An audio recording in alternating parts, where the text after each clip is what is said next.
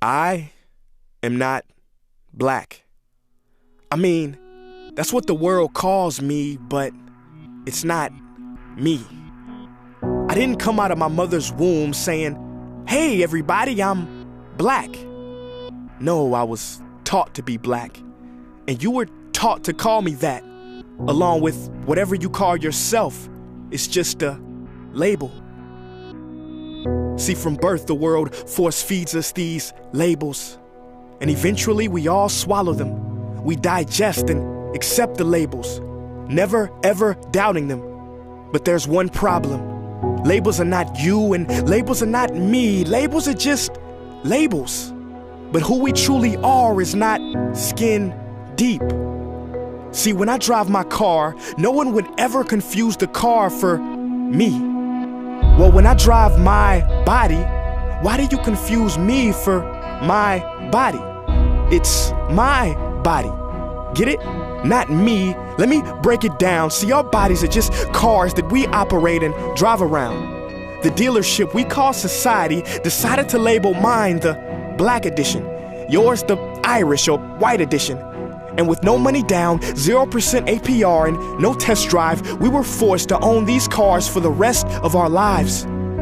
Forgive me, but I fail to see the logic or pride in defining myself or judging another by the cars we drive. Because who we truly are is found inside. Listen, I'm not here to tell you how science has concluded that genetically we're all mixed and race in the human species doesn't exist, or how every historian knows that race was invented in the 15th century to divide people from each other and it has worked perfectly. No, I'm not here to lecture. I just want to ask one question. Who would you be if the world never gave you a label? Never gave you a box to check? Would you be white, black, Mexican, Asian, Native American, Middle Eastern, Indian? No, we would be one. We would be together. No longer living in the era of calling human beings black people or white people. These labels that will forever blind us from seeing a person for who they are, but instead seeing them through the judgmental, prejudicial, artificial filters of who we think they are. And when you let an artificial label define yourself, then my friend, you have chosen smallness over greatness and minimized yourself, confined and divided yourself from others.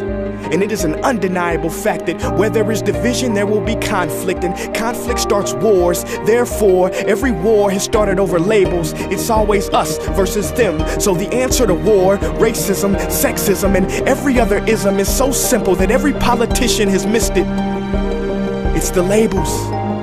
We must rip them off. Isn't it funny how no baby is born racist, yet every baby cries when they hear the cries of another? No matter the gender, culture, or color, proving that deep down we were meant to connect and care for each other.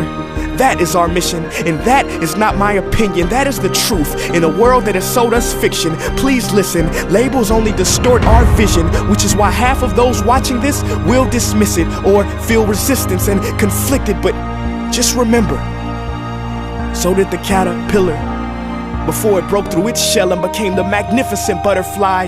Well, these labels are our shells, and we must do the same thing so we can finally spread our wings. Human beings were not meant to be slapped with labels like groceries and supermarkets. DNA cannot be regulated by the FDA. We were meant to be free, and only until we remove them all and stop living and thinking so small will we be free to see ourselves and each other for who we truly are.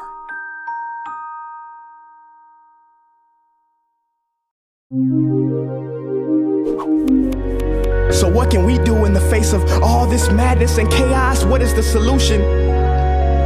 We can love. Trying to control the mind is like trying to flatten out water. You just make more waves.